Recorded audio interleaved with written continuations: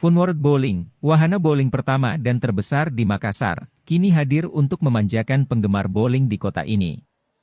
Lokasi baru Funworld Bowling dapat ditemukan di Pinisi Point Mall, lantai 2, dan menawarkan pengalaman bermain bowling yang menyegarkan dan seru.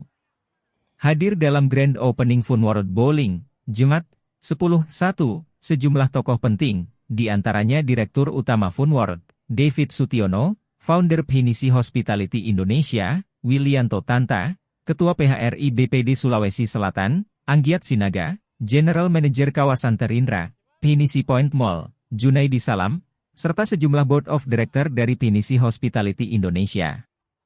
Mengusung konsep modern dan menyenangkan, Funworld Bowling memberikan pengalaman bermain bowling seperti pemain profesional, dengan berbagai fasilitas lengkap, mulai dari sepatu khusus, lintasan bermain, hingga bola bowling dengan berbagai pilihan berat, mulai dari 6 kg hingga 14 kg. Sistem perhitungan skor di Funworld Bowling juga mengikuti mekanisme resmi permainan bowling. Download Tribun X sekarang, menghadirkan lokal menjadi Indonesia.